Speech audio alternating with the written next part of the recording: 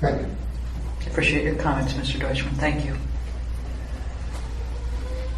Another concern that I had was comments that have been made by Mr. King that that this would help allow to incentivize tenants to come in, and some of that incentive would be done by means of possibly a lower rent or lease payment, whatever the proper term for that is.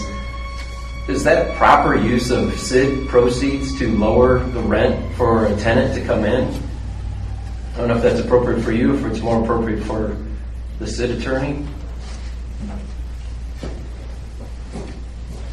Well, I think that is the practical implication of these types of districts.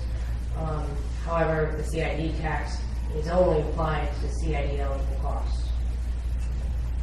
Things that I remember seeing in the agreement: landscaping, sometimes removal of blight, traffic signals, things of that nature. Yes, the CID does not Specifically used for lease revenue to reduce it, to incentivize someone to lease property.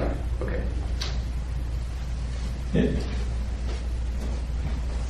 I think you're mischaracterizing, again, that whole issue. You know, the reimbursement of CID proceeds to the owner provides the owner with additional funds to enhance the project in a number of different ways. It all goes to the bottom line, okay? What we do with those funds is just to try to make it a better project.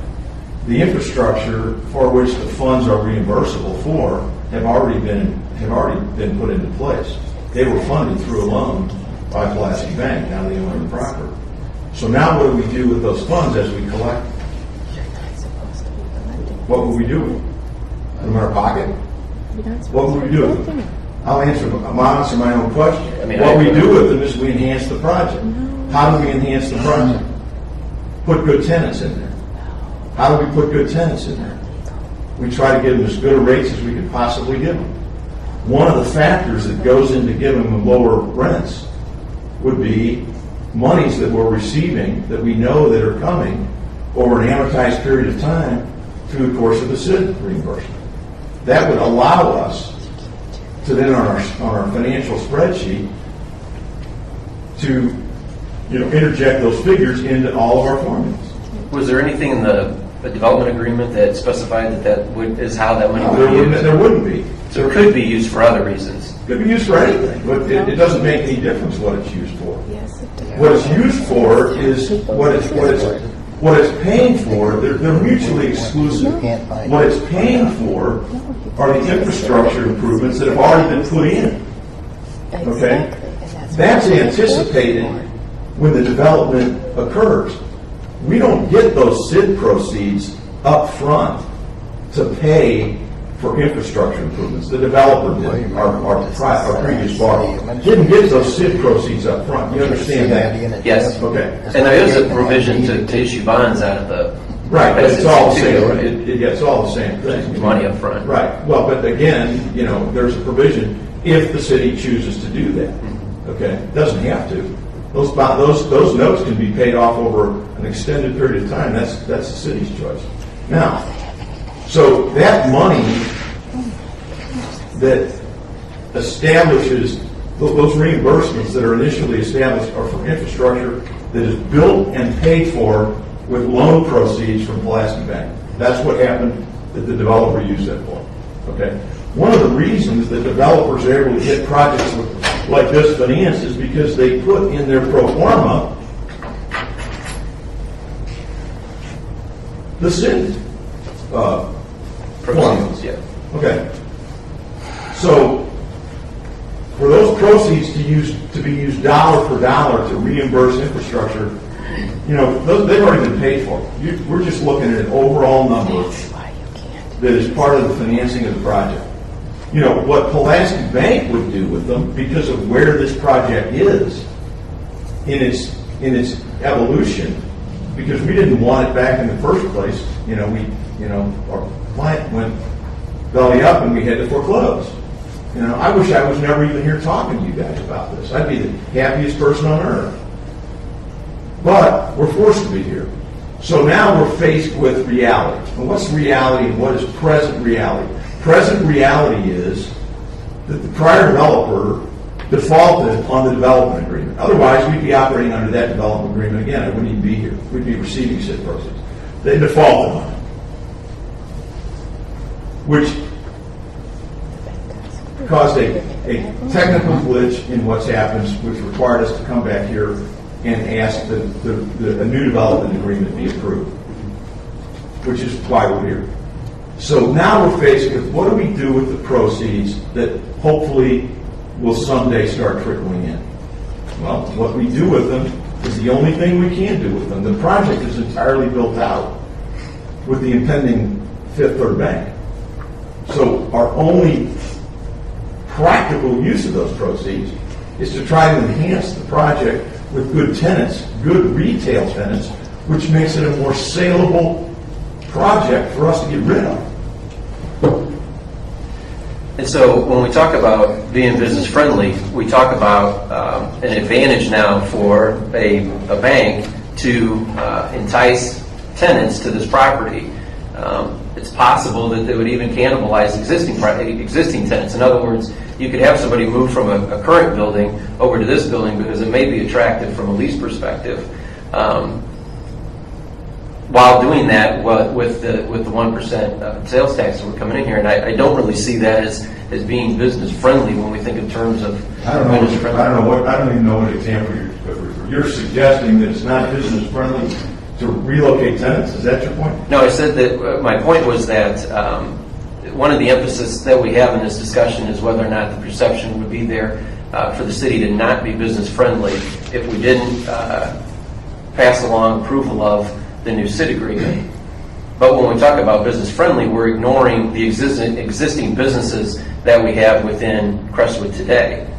And so if I have a business today where I pay $10 a month in rent at my current location on the backs of taxpayers who are going to purchase goods and services at this location, I may be able to pay $9 in rent. So I've given this bank an advantage from a lease perspective, making it more attractive relative to other developers within the boundaries of Crestwood, was the point that I was making. Since you said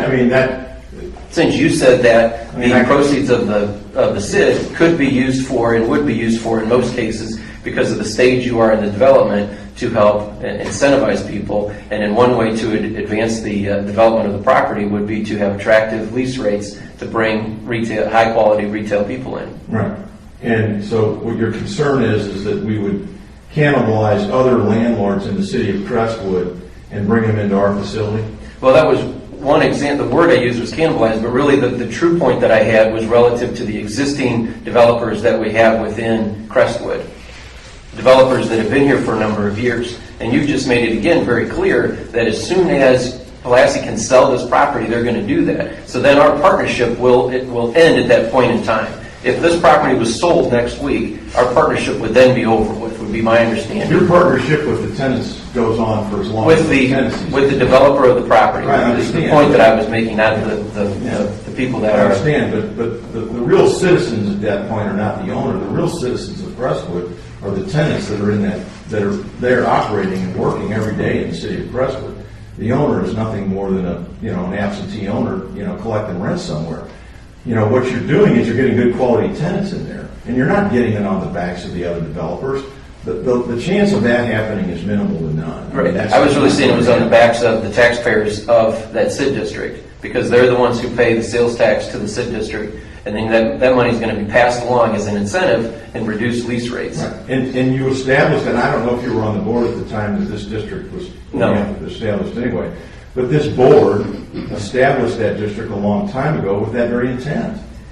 Not to be on the backs of taxpayers, but to create a development which is now existing as one of the higher end strip centers that you'll see.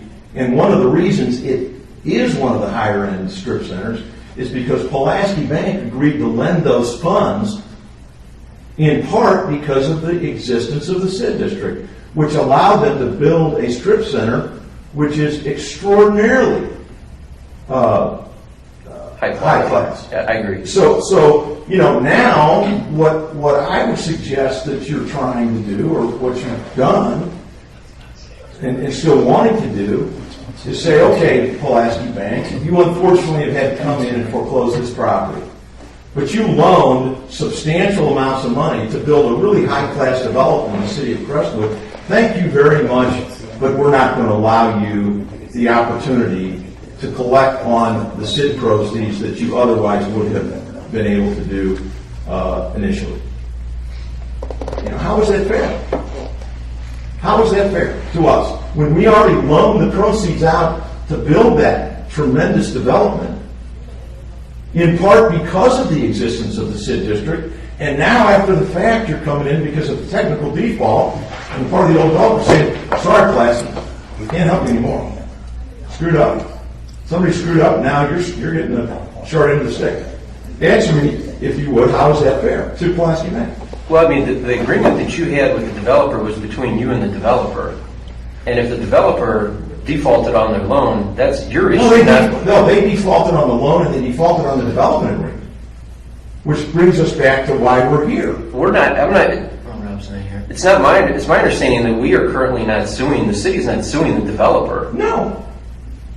That it's between you, it's between Pulaski Bank and the developer, because that's who had the agreement. What I'm saying, Alderman, is that project is a nice project, admittedly. You've admitted I agree. yourself. It's Yes, a great project. I agree. And one of the reasons it's so nice is because Pulaski Bank loaned the money to the developer to create that project in large part, because of the existence of that CID. It helped in terms of the overall financing of the project.